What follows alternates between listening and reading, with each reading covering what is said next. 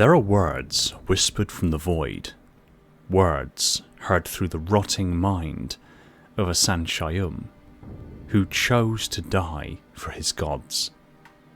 Not the foreigners, not even the precursors, but the flood.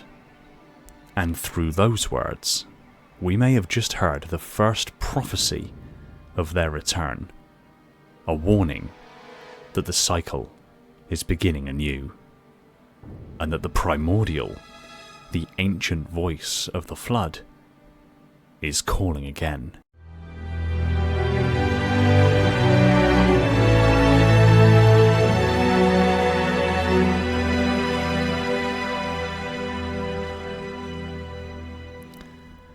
Hey everyone, welcome back to Ascension 00, and today we're diving into one of the most fascinating and quite frankly chilling lore drops in recent Halo history. Halo Ascension on Atropos, a short story recently released on Halo Waypoint that marks the Flood's quiet, creeping return to centre stage. The writing is atmospheric, haunting, and rich with implications. HiddenXperia recently covered this superbly on his channel, and I strongly recommend you go across and give it a watch. I will link it in the description down below. His retelling really gives scale and scope to this story, but my interests are much more specific. But here we're going to go deeper, peeling back the layers of meaning behind the story's most disturbing moment. A Ascension minister who willingly offers himself to the flood and hears its central intelligence whispering to him through the infection. On Atropos, a cult known as the Governors of Contrition have ultimately embraced the flood as divine, believing that infection is ascension, and that through dissolution of self they can commune with godhood. Interesting point to note here, in Greek mythology, Atropos is one of the three fates and is known as the inflexible one. She was said to be the one who would cut the thread of life on mortals, deciding the exact moment of their death. And when considered with the fact that we're talking about the flood here, it's an interesting parallel to mythology. The Governors of Contrition ceremony is equal parts ritual and surrender, a twisted theology born from the ashes of the Covenant's failed religion, and at the centre of it stands a Ascension minister, shedding his flesh willingly, offering himself to the parasite not as prey, but as pilgrim. The flood, not one to turn down a free meal, obviously accepts, and his neurons dissolve into the collective mind of the flood. And as it does, he hears it. Anchor, wheel, dust, become. What does this mean? Is it a command, a memory, or a prophecy? Well, in analysing these words, we find out something very interesting about the subtext of this story, but especially so when we relate these words to the wider lore. So let's jump into each of these words in turn before we come to our final conclusions. Anchor. A word that suggests grounding, a thread between what was and what is. It could mean the flood's desire to reconnect with its origin, to locate the anchor point in time or space that binds its modern strain to its ancient progenitor, the Primordial, the first mind, the precursor left behind to test the foreigner's worth. In this sense, the flood's anchor might not be a physical object, but a memory signature or a biological remnant still resonating somewhere in the galaxy. Something that can re-establish their true consciousness across time. Wheel. On the surface, it's an obvious metaphor to the Halo rings, but I believe it goes a little bit deeper than that.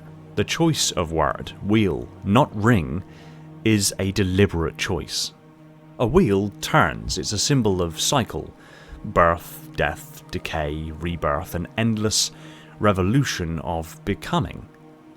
The Primordial once told the Didact, the wheel turns, the wheel endures. And if the Flood are invoking this again, then the wheel may not only refer to the Halo installations themselves, but to the cycle of life and death they represent.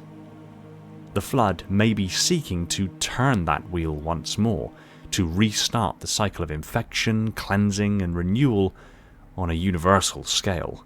And in all likelihood, the wheel they seek is Zeta Halo, dust. In the beginning, before the Flood was a plague, it was dust. Microscopic motes of precursor ash, remnants of their once living forms. When ancient humanity discovered it, they believed it to be a beneficial substance, feeding it to their animals to improve their docility and even growing desirable traits like fur. But the dust began to change them. Flesh twisted, minds broke, the domesticated became monstrous, tentacled, voracious, cannibalistic. And when humanity themselves were infected, they named it the Shaping Sickness. The first infection, the first rebirth of the Flood. So when the Sanshaum hears the word dust, the Flood may be remembering that origin, the very beginning of their transformation from ash to life. They remember how they began, and perhaps how they can begin again. Become. The culmination, the verb that completes the pattern. If these words form a sequence, then become is the moment of apotheosis. To anchor is to find connection. To wheel is to return. To dust is to reclaim the source. And to become is to transcend. To rise once again as what they were always meant to be. So sure, those words have an interesting meaning, but let's look at this a little bit more literally. What if these words are not metaphor at all, but instructions? A directive encoded into the Flood's collective consciousness. The word anchor still holds true. It is a way to link to their ancient self, perhaps even a purer version of the Flood. The wheel could indeed be a nod to an endless cycle. This has been referenced many times before, and again it could also relate directly to a halo. And of course, the halo that the Flood have the most history with is the Zeta Halo. But then we come to the word dust, and particularly when in relation to Zeta Halo, this word suddenly takes on a very different meaning. Deep in the bowels of Zeta Halo, there is a chamber. That chamber is a time lock. Within it now rests huge mounds of dust and desiccated remains. But what once occupied that chamber was the first gravemind, the last precursor, the Primordial. The Primordial was the first order intelligence of the Flood, and was the coordinating mind behind much of the Flood's early infestation of the galaxy and their battle against both humanity and the Forerunners. It was only long after the defeat of humanity and their eventual devolution by the Forerunners that the Forerunners rediscovered the Primordial.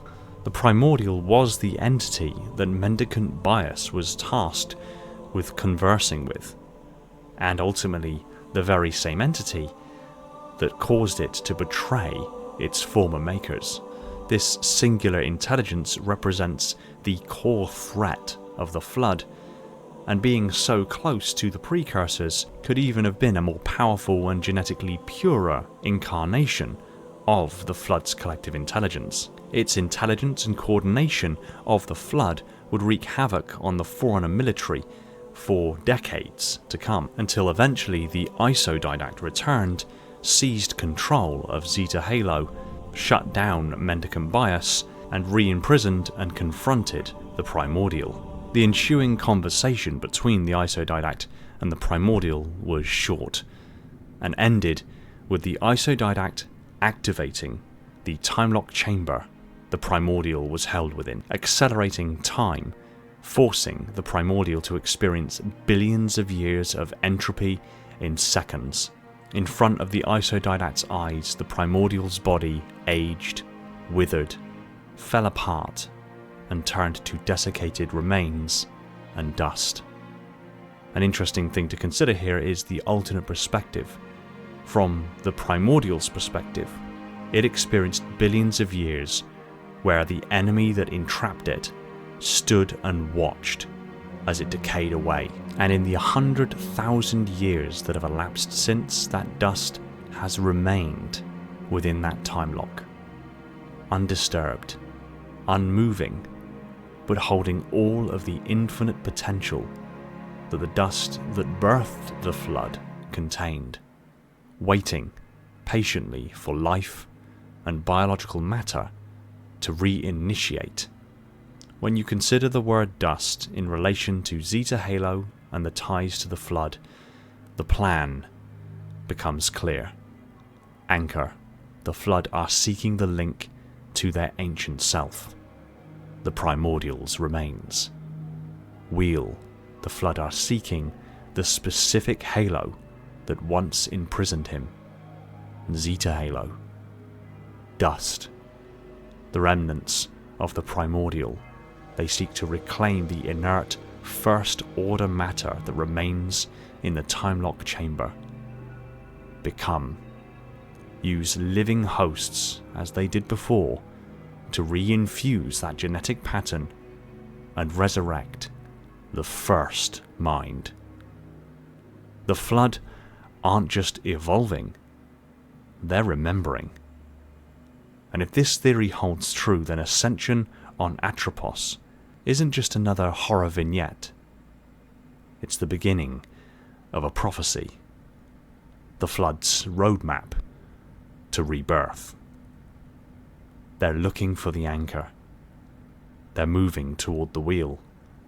They're searching for the dust. And when they find it, they will become. The Primordial is coming back. The cycle always turns. The Primordial said it first. The Gravemind whispered it. The Sanshayum heard it. And now, after all these millennia, the words echo again, through the minds of the faithful, through the void between the stars, through the dust itself. The flood are not gone. They're awakening. And if this is the beginning of their ascension, then the question is not if they will return, but when. And until next time. Thanks for watching. If you like this video, be sure to tap that like button. If you want to see more videos like this, be sure to subscribe if you haven't already. Pop a comment down below on things you'd like me to cover in the future, or any thoughts on today's video. I'll just quickly take this opportunity to thank my patrons and YouTube supporters: Falcon X003, the singular Contender class Ancilla, Laser and Spartan 0137, two of the triumvirate of minds within the Metarch of my installation. My installation's monitors: Shane, Orion, Spartan 1029, 121 Esoteric Sight, Ashley and Sylphia. The creche of sub-monitors: Legion, Ryan, Labrat, Element 0, J3, Mr. Keys, Gunslinger Cult, Evermore's, Personal Devil, Scion Esports, Phantasma and Tony. My fleet of Strato Sentinels, my most loyal of Enforcers, and every single one of the awesome individuals helping to support the channel over on Patreon. It really does help and allows me to keep doing what I do, and I can't thank you all enough. Huge shout to my Tier 0 Transcendent YouTube members Balaz, Jimbo and Mori. Thank you for continuing to stand sentry over my installation from all threats metaphysical. And if you would like to help support the channel in a more visceral way, consider jumping aboard as a YouTube member or patron to earn tons of perks, merch and goodies along the way. Thank you again for watching. Take it easy everyone, and find peace in the domain.